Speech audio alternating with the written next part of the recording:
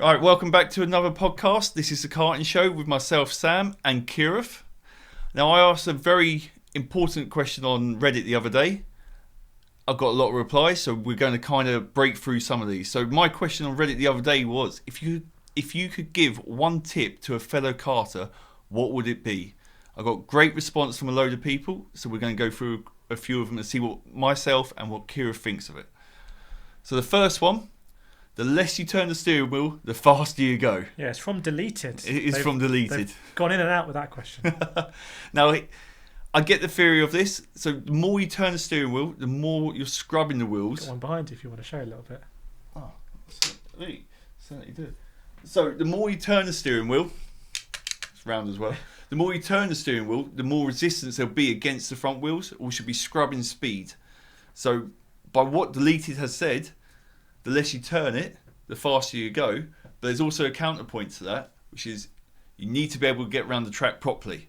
As Soccer1 said, into the wall, but not avoid turning for a corner. I think there's a cool, really good point there, especially on corner exit. So on corner exit, you want to get the wheels straight as soon as possible and maximise it.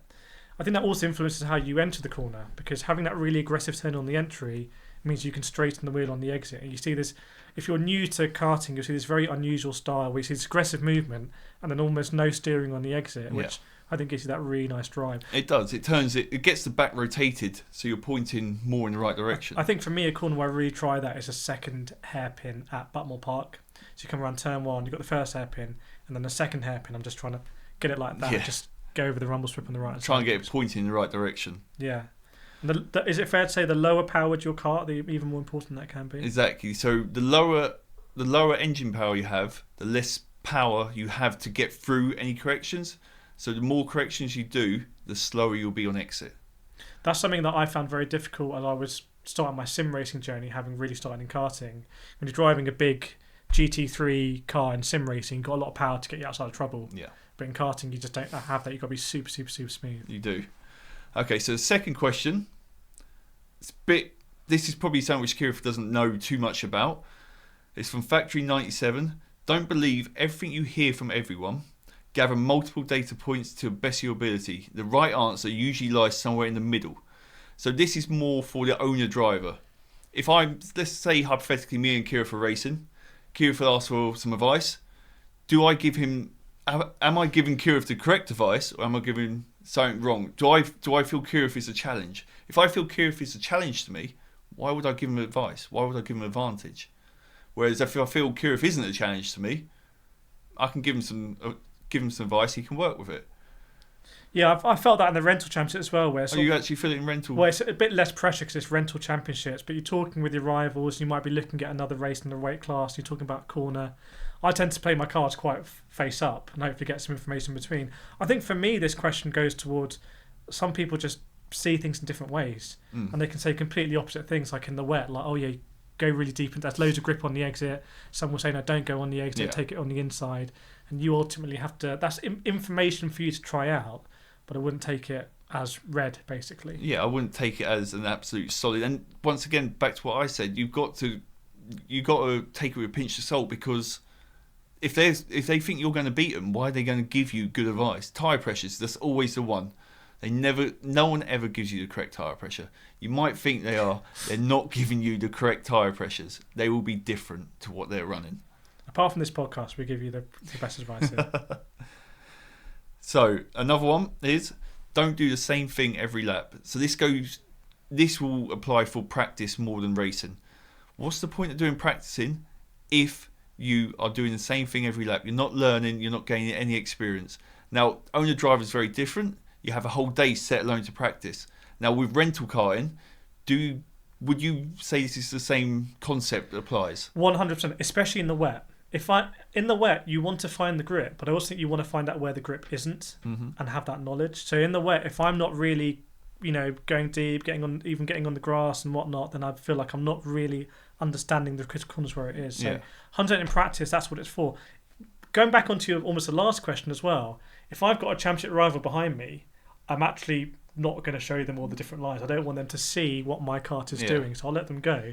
and then I'll experiment. So I think it is really, really, really valuable. Yeah. Yeah, I mean, it's not the same, but a story which I have is from one of the worlds where you were saying someone behind you.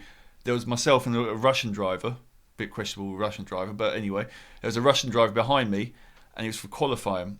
And every time he was behind me, I would move to the side and let him pass. And then I would spend the next 2 laps chasing down, and I would get a better lap because I've got someone to target. I'm getting a slipstream. And I could see his dad leaning over the fence, swap positions. We swap positions, and then I would purposely do a slow lap so he can't gain anything from me. Eventually he'd get frustrated, go ahead, and then I'll just get some hot laps in again. And it works. It works in everything. Mind games. Yeah, mind games, and don't give any championship rivals any advantage. It can really come down to it. It can. Just the tiniest little thing, just a slipstream down one straight, you've lost the title. I think it's also, I don't know how you felt, that's a much higher pressure situation than I've been in my championships, but it gives you more confidence if you feel like you're sort of controlling that. Yeah, 100%. You battle. You want to be the one in charge. You don't want to be the one second guessing everything. You want to be the person in charge doing what you think will help you best. And I distinctly remember races where I've been in that situation, and then my rival might have qualified ahead of me, but I'm starting the race and I feel so in control. I'm like, right, now I'm going to go because I've got good momentum. I'm going to overtake now, and I'm just going to try and brake. Yeah, so that's all really solid advice there. Trail braking. Now, if you don't know what trail braking is, that is braking while turning. Massively, massively important with karting, because we have a solid rear axle. We don't have a diff, really. So you need to trail brake. You need to maintain your speed through a corner. Another one about momentum, that brings up the less steering. Trail braking, you want to keep your momentum up. Now, Kira, have you tried any high-power karts before? Most I've been in is a 2-strokes, so Club 100 and... Okay. And, so what do you think your difference is between your standard 4-stroke and your 2-stroke, driving-wise? What would you think is a key difference between the two? The 2-stroke's a lot more responsive, so they respond a lot better to sharp input in the corner. The 4-strokes, the karts I've driven also happen to be a lot heavier.